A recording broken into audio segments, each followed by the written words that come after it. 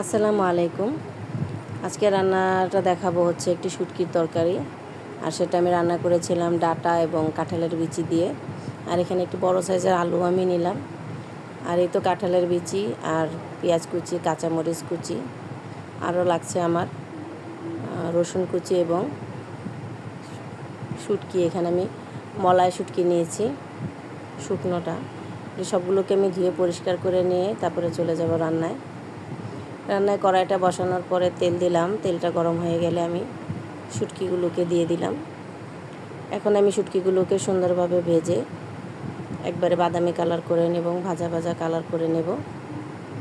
শুটকিগুলো আমার ভাজা হয়ে গেলে ধুয়ে এবং পরিষ্কার করে রাখা ডাঁটা এবং আলুটা প্রথমে দিয়ে দেব। দিয়ে কিছুক্ষণ এগুলোকে আমি তেলের সাথে ভেজে নিচ্ছি। আপনাদের কার কার শুটকির তরকারি পছন্দ? আমি অনেক শুটকির তরকারি পছন্দ করি, আর এগুলো অনেক কিছু দিয়ে রান্না করা যায়। এখন আমি দিয়ে দিলাম কাঁঠাল বিচি এবং পেঁয়াজ কুচি আর কাঁচামরিচগুলো। কাঁঠালের সিজনের বিচিগুলো আমি রাখছিলাম। তারপরে দিয়ে দিলাম রসুন কুচি। সব কিছু দিয়ে আমি আবারও একটু নেড়ে চেড়ে একসাথে মিশিয়ে নিচ্ছি এবং তেলে একটু ভেজে নিচ্ছি। সব কিছু ভাজা হয়ে গেলে এখন আমি দিয়ে দিব গুঁড়া মশলাগুলো। এখানে দিয়ে দিলাম লবণ, তারপরে দিয়ে দিব হলুদের গুঁড়ো।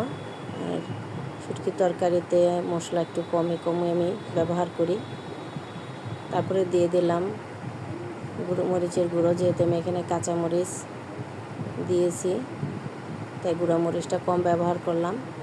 তারপরে দিয়ে দিলাম ধনিয়ার গুঁড়া। ব্যাস, এখন এই সব কিছু মশলা দিয়ে আমি কতক্ষণ ঢাকা দিয়ে দিয়েছিলাম এবং ঢাকা খোলার পর এগুলোকে নেড়েচেড়ে আমি এখন পরিমাণ মতন পানি দিয়ে দেব ভালোভাবে সিদ্ধ হওয়ার জন্য। এই তো 10 থেকে 20 মিনিটের মধ্যেই আমার সবজিগুলো সিদ্ধ হয়ে গেছে। আর এর মাঝখানে কিন্তু আমি বারবার ঢাকা দিয়ে খুলে নাড়ছিলাম, যেটা আপনাদের দেখায়নি। সবগুলো সিদ্ধ হয়ে গেলে আমি এগুলোকে একটু খুন্তি দিয়ে ভেঙে ভেঙে দেব। আর নামানোর আগে দিয়ে দিলাম ধনিয়া পাতা কুচি। ধন্যবাদ সবাইকে আমার সম্পূর্ণ ভিডিওটি দেখার জন্য।